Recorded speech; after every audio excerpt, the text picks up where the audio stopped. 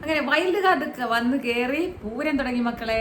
അപ്പോൾ എല്ലാ വിശേഷങ്ങളും അറിയണ്ടേ, ലൈവ് അപ്ഡേറ്റ്സ് ആയിട്ട് ഞാൻ വന്നിരിക്കുകയാണ്. അപ്പോൾ നിങ്ങൾക്ക് എൻ്റെ ചാനൽ ഇഷ്ടപ്പെടുകയാണെങ്കിൽ എല്ലാവരും ഒന്ന് സബ്സ്ക്രൈബ് ചെയ്ത് സപ്പോർട്ട് ചെയ്യണം കേട്ടോ. അതുപോലെ തന്നെ നിങ്ങളുടെ അഭിപ്രായങ്ങളൊക്കെ അറിയിക്കുക, ഇഷ്ടമാണെങ്കിൽ ലൈക്കും ചെയ്യുക. ഓക്കെ, വീഡിയോ ഇഷ്ടപ്പെടുകയാണെങ്കിൽ. അപ്പോൾ എന്താണ് ലൈവിൽ ഇപ്പം നടക്കുന്നത്? ലൈവിൽ ഇപ്പം ഭയങ്കരമായിട്ട് വഴക്കുകളൊക്കെ നടന്നുകൊണ്ടിരിക്കുക കേട്ടോ. എന്തായാലും വൈൽഡ് കാർഡ്സ് ഒക്കെ കയറിയിട്ട് ഒരു ഹൗസിൽ മൊത്തത്തിലൊരു ഉണർവുണ്ട്. പക്ഷെ ഉണർവ് തന്നെ ഒരു എൻ്റർടൈൻ ഉണർവല്ല, പഴയതുപോലെ വഴക്കുകൾ തന്നെയാണ് നമുക്ക് കാണാൻ കഴിയുന്നത്. എന്തായാലും ആദ്യം തന്നെ വന്നിട്ട് ജിഷിൻ നമ്മുടെ ആരിനെ ഒന്ന് പിടിച്ചു കുലുക്കി. ആരിനോട് എന്താണ് ചോദിച്ചത്? നീ ജിസേലിൻ്റെ അടിപ്പാവാട അല്ലേ എന്ന് ചോദിച്ചു.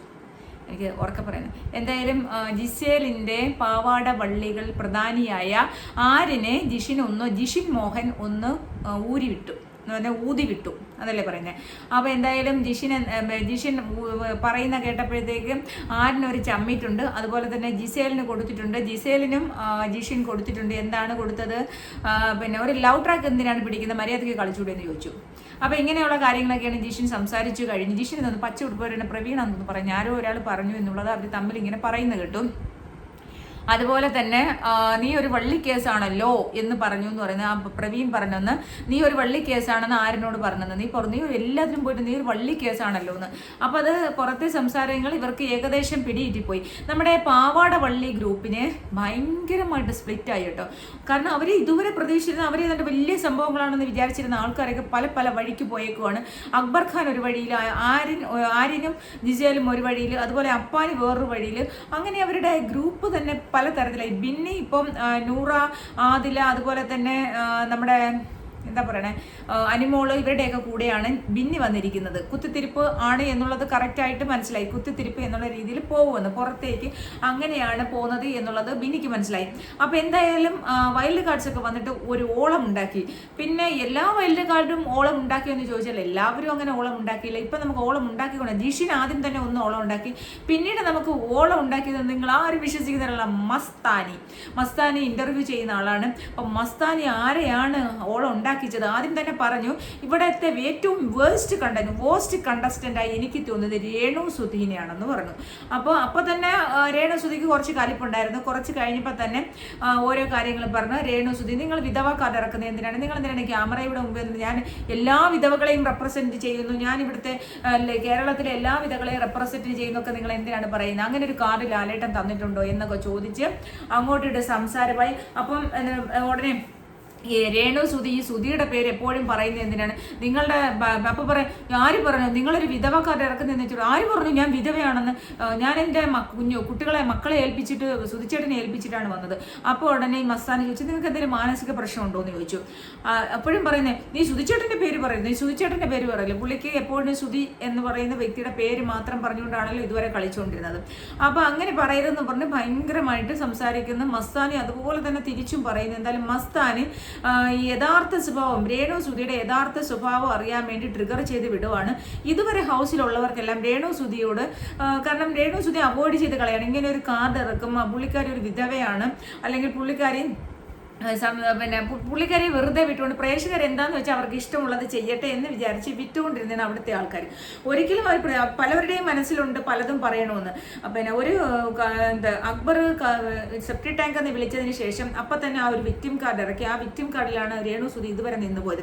പിന്നീട് നമ്മുടെ അനുമോള് പേനിൻ്റെ കാര്യം പറഞ്ഞപ്പോൾ തന്നെ എല്ലാവരും അനുമോൾക്കെതിരായി, അങ്ങനെ പറയാൻ പാടില്ലായിരുന്നു, അത് പബ്ലിക്കായിട്ട് പറയുന്നത്. പബ്ലിക്കായിട്ടല്ലേ 72 ക്യാമറയുടെ മുന്നിൽ പബ്ലിക്കായിട്ടല്ലേ ഓരോ കാര്യങ്ങളും ചെയ്യുന്നത്. അപ്പോൾ പബ്ലിക്കായിട്ട് പറയാതെ രഹസ്യമായിട്ട് പറയാൻ എന്തെന്നൊക്കെ ചോദിച്ച് അവിടെ അനുമോളെ എല്ലാവരും കുറ്റപ്പെടുത്തി. അതിനുശേഷം ഈ രേണു സുധി എന്ന് പറയുന്ന വ്യക്തി ആരും ഒന്നും പറയുന്നില്ല. യഥാർത്ഥത്തിൽ പറഞ്ഞ ഈ രേണു സുധി അന്ന് ഇന്റർവ്യൂവിന് പറഞ്ഞത് മുഴുവൻ കള്ളമാണ് അല്ലേ? അവിടെ ഇവിടെയൊക്കെ അതാ ഞാൻ ഈ വീഡിയോ ഇട്ടിട്ടുണ്ട്. അപ്പോൾ ഈ എല്ലാ കള്ളങ്ങളും പറയാം. അപ്പോൾ ഈ ഇവിടെ തന്നെ രേണു സുധി ലൈവ് സ്റ്റോറി ഇന്റർവ്യൂവിന് പറഞ്ഞ കള്ളങ്ങൾ കൂടാതെ ഇവിടെ ഈ ഒരു ബിഗ് ബോസ് ഷോയിൽ വന്ന് നിന്നിട്ട് അതുപോലെ തന്നെ അതിനേക്കാൾ ഭയാനകമായിട്ടുള്ള കള്ളങ്ങളാണ് പറഞ്ഞത്. ലാലേട്ടനോട് പോലും കള്ളം പറഞ്ഞു. അപ്പോൾ ഇതൊന്നും ചോദിക്കാനോ ഇതൊന്നും പറയാനോ ആ ഹൗസിലുള്ളവർ തയ്യാറായില്ല. പുറത്തു നിന്ന് ഒരു വൈൽഡ് കാർഡായിട്ട് ഒരാൾ വരേണ്ടി വന്നു രേണു സുധിയുടെ കള്ളം പൊളിച്ചെടുക്കാൻ. അത് കൃത്യമായിട്ട് മസ്താനി ചെയ്യുന്നുണ്ട്, തുടങ്ങിയിട്ടേ ഉള്ളൂ എന്ന് നല്ല അടിപൊളിയായിട്ട് പറയുന്നുണ്ട്. കാരണം അത് പറയണം. കാരണം നമ്മൾ ഒരു റിയാലിറ്റി ഷോയിലാണ് ചെന്നിരിക്കുന്നത്. മരിച്ചുപോയ ആൾക്കാർ എത്രയോ ലോകത്തിലെല്ലാം വിധവകളുണ്ട്. മരിച്ചുപോയ വിധവയുടെ സുധിയുടെ ഭാര്യ വിധവയായതുകൊണ്ടാണ് അവർ ബിഗ് ബോസ് അനുഭവിക്കുന്നത്. നമ്മൾ ബിഗ് ബോസ് എന്തോടെ ശോകത്തിനാണ് വിളിക്കുന്നത്. ബിഗ് ബോസ് ഷോയിൽ നല്ലോണം സംസാരിക്കുകയും നല്ല ആക്ടിവിറ്റി ചെയ്യുകയും ചെയ്യുന്ന ഒരു വ്യക്തിയാണ് വേണ്ടത്. അപ്പം അവിടെ പോയിട്ട് ശോകം കാണിക്കാനല്ല, ഇത് എല്ലാ ക്യാമറയിലും പോയിരുന്ന് ഇത് തന്നെ പറയുക, സുധിച്ചേട്ടൻ മക്കളെ സുധിച്ചേട്ടൻ ഇത് പറയാനാണ് അവിടെ പോയിരിക്കുന്നത്. പിന്നെ കുറേ ഇരുന്ന് മണ്ണും അരിയും കൂടി എടുത്തു വെച്ച് ചവച്ചരച്ച് തിന്ന് നടക്കും. അപ്പൊ ഇങ്ങനെ ഒരാളിനെ നമുക്ക് ഹൗസിനുള്ളിൽ നിർത്താൻ പറ്റില്ല. ഇവര് PR വർക്ക് ചെയ്ത് കുറെ ആൾക്കാരെ കൊണ്ട് PR വർക്ക് ചെയ്ത് കുറെ ഇവളുമാർ വന്ന് എന്തൊക്കെയാണ് ഇപ്പോഴും എൻ്റെ പഴയ വീഡിയോയിൽ, ഇപ്പോഴും അന്നിട്ട വീഡിയോയിൽ ഇപ്പോഴും വന്ന് എന്നെ മോശമായിട്ട് പറഞ്ഞുകൊണ്ടിരിക്കുന്ന കുറെ അവളുമാർ. ഇവർക്ക് നാണമില്ലെന്ന് ഞാൻ ആലോചിക്കുകയാണ്. കാരണം ഇവളൊക്കെ രേണു സുധിയുടെ വിടുവേല ചെയ്യുന്നെങ്കിൽ അങ്ങോട്ട് ചെല്ലും. പുറത്തൊക്കെ എന്തുമാത്രം കഥകളാണ് അല്ലേ. കഥകൾ മാത്രമല്ല, പിന്നെ അത് അന്വേഷിക്കുമ്പോൾ അതൊക്കെ കൃത്യമായിട്ടുള്ള സത്യമാണെന്ന് പറഞ്ഞുകൊണ്ടിരിക്കുകയാണ്. എന്നിട്ടും ഇവർക്ക് വേണ്ടിയിട്ട് പറയാൻ പറ്റുന്നില്ല. പിന്നെ അതൊന്നും പറയാത്തെന്ന് പറഞ്ഞാൽ ഹൗസിനുള്ളിൽ എന്താണോ ഇവർ അത് മാത്രമേ ഞാൻ പറയൂ. ഹൗസിനുള്ളിൽ ഇവർ പറഞ്ഞത് മുഴുവൻ കള്ളമാണ്. ലാലേട്ടനോട് പോലും കള്ളമാണ്. ഞാൻ ഇപ്പോഴും പറയാണ്, ലാലേട്ടനോട് പോലും ഒരു കള്ളമാണ് പറഞ്ഞത്. അത് പൊളിച്ചെടുക്കാൻ വേണ്ടി മസ്താനി എത്തി. ആവശ്യമായിരുന്നു ഒരു വ്യക്തി. അത് ഞാൻ എപ്പോഴും ആലോചിക്കും, ഹൗസിലുള്ളവർ എന്താണ് മിണ്ടാത്തത്. കാരണം എല്ലാവരും ഒരേപോലെ കണ്ടസ്റ്റന്റ്, എല്ലാവരും പേയ്മെന്റ് കൊടുത്തിട്ടാണ് അവിടെ നിൽക്കുന്നത്. എല്ലാവർക്കും പേയ്മെന്റ് കൊടുക്കുന്നുണ്ട്. ഒരാളെ ഔട്ടാക്കിയില്ലെങ്കിൽ മറ്റുള്ളവർക്ക് അവർ ആ ചാൻസ് പോകണം. അപ്പൊ ഔട്ടാക്കാൻ കിട്ടുന്ന സാഹചര്യങ്ങളാണ് ഇതൊക്കെ. പറയുന്ന കള്ളങ്ങളെല്ലാം പൊളിച്ചെടുക്കുക. ഞാനൊരു കള്ളം പറഞ്ഞാൽ അത് എന്നെ ചോദ്യം ചെയ്യുന്ന കള്ളമാണെങ്കിൽ തീർച്ചയായിട്ടും ഞാനത് പറയാതിരിക്കുന്നതല്ലേ നല്ലത്. എന്തിനാണ് എൻ്റെ ലൈഫ് സ്റ്റോറി പറയാൻ? എനിക്ക് എന്തെല്ലാം കാര്യങ്ങൾ പറയാനുണ്ടെന്ന് ചിന്തിച്ച് അങ്ങ് പറഞ്ഞൂടെ.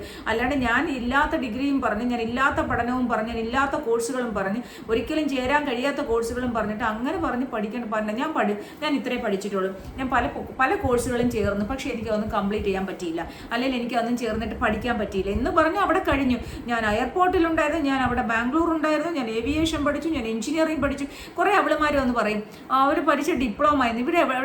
ഈ രേണു സുധി എവിടെയാണ് ഡിപ്ലോമ എന്ന് പറഞ്ഞത്? എവിടെയെങ്കിലും ഡിപ്ലോമ എന്തായാലും ബിഗ് ബോസ് ഹൗസിനുള്ളിൽ പറഞ്ഞില്ല ഡിപ്ലോമ എന്ന്. എഞ്ചിനീയറിംഗ് എന്ന് തന്നെയാണ് പറഞ്ഞത്. ആ ക്ലിപ്പിംഗ്സ് ഇപ്പോഴും എൻ്റെ കയ്യിലുണ്ട്. ഞാൻ ആ വീഡിയോ എടുത്തിട്ടാണ് ഞാൻ വന്നിരുന്ന് റിവ്യൂ ചെയ്തത്. ആ വീഡിയോ ഇപ്പോഴും എൻ്റെ കയ്യിലുണ്ട്. ഞാൻ അതെല്ലാം സേവ് ചെയ്ത് ഒരു പെൻഡ്രൈവിലോട്ട് സേവ് ചെയ്ത് വെച്ചിരിക്കുകയാണ് ഈ വീഡിയോസ്. കാരണം നമ്മുടെ ഫോണിൽ സ്റ്റോറേജ് കൂടുന്നതുകൊണ്ട് നമ്മളെല്ലാം പെൻഡ്രൈവിൽ. കാരണം നാളെ ഇതൊക്കെ ആവശ്യമായി വരുവേ. എന്തായാലും പിന്നെ ഹോട്ട്സ്റ്റാറിൽ കിടപ്പുണ്ടാവും, പക്ഷെ എന്നാൽ പോലും നമ്മുടെ കയ്യിലുണ്ടാവണമല്ലോ. അപ്പം നമ്മളൊരു കള്ളം പറയുമ്പോൾ ആ കള്ളം എന്തെങ്കിലും ചോദ്യം ചെയ്യപ്പെടും. ഇപ്പോൾ അതുകൊണ്ട് മസ്താനി അത് കൃത്യമായിട്ട് ചോദിക്കുന്നുണ്ട്. പിന്നെ അതുപോലെ തന്നെ പിന്നെ വന്ന വൈൽഡ് കാർഡ് എന്ന് പറഞ്ഞു കഴിഞ്ഞാൽ വേറെ ആരും അത്ര വലിയ സംസാരമോ കാര്യങ്ങളൊന്നും എനിക്ക് തോന്നുന്നില്ല. സംസാരിക്കുന്നുണ്ട് എന്നൊന്നും എനിക്ക് തോന്നുന്നില്ല. മസ്താനി എന്തായാലും സംസാരിച്ച് വൈൽഡ് കാർഡുകൾ നാളെയൊക്കെ സംസാരിക്കുമായിരിക്കും. എന്തൊരു പിന്നെ സാബുമാനൊന്നും അത്ര എന്താ. സാബുമാന്, പിന്നെ പ്രവീണ്, പിന്നെ ആരാണ്, ലക്ഷ്മി എന്ന് പറയുന്ന ഒരു സ്ത്രീ, ഒരു ലേഡി. അവർ പിന്നെ ലണ്ടനാണ് അവരുടെ, ലണ്ടൻ ബേസ് ആണെന്ന് പറയുന്നു. അവർ ആർക്കിടെക്ചറാന്ന് പറഞ്ഞു, ആർക്കിടെക്ചർ, പിന്നെ കോണ്ടന്റ് ക്രിയേറ്ററാന്ന് പറയുന്നു.